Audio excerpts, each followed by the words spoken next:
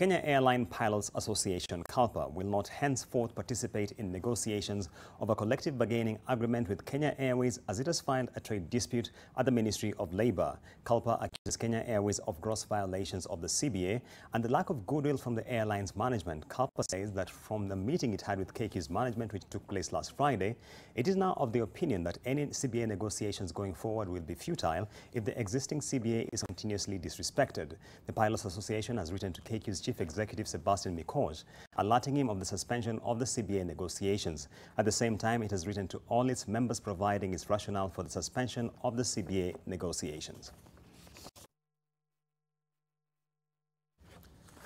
And on to matters manufacturing. National Cement is now Kenya's second largest cement manufacturer after successfully acquiring the troubled competitor Athi River Mining Cement in a deal that was sanctioned by the Competition Authority of Kenya on condition that all employees of ARM should be retained. But as Victor Kiprop now reports, it is coming months after a protracted court battle with the former owner and chief executive Pradip Poundrana, who sought to block the 5 billion shilling transaction.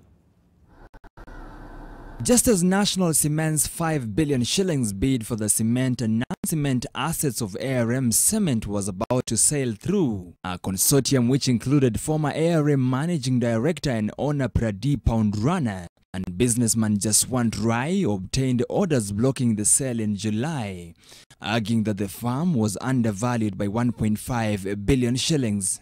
The consortium's 6.5 billion shillings bid was, however, rejected by the court late in September, arguing that the inclusion of Mr. Rai in the offer introduced hidden clauses that it was not privy to. On the 26th of September 2019, we were pleased to note that the High Court dismissed an application by Mr. Poundrana on the 16th of September 2019, seeking the reinstatement of the injunction which had lapsed on the 10th of September. And therefore, this paved the way for us to be able to proceed with the transaction.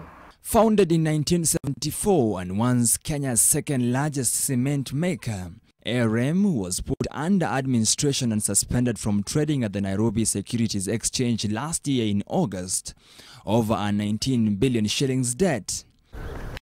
With the firm's Tanzanian subsidiary already acquired by China's Waxin Cement for 12 billion shillings, the success of the Kenyan deal now means National Cement will become Kenya's second largest cement maker, controlling about 21% of the country's cement industry, behind Bamburi Cement, which controls about a third of it. The ARM capacity is 500,000 ton. My capacity at the moment is 1.7 million ton. We want to increase it to 4 million ton.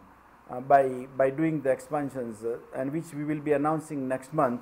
At a time when tens of companies are shutting down, rendering thousands upon thousands of employees jobless, it is a major reprieve for the 1,100 employees of ARM Cement who get to keep their jobs. Victor Kiprop, NTV Business, Athi River.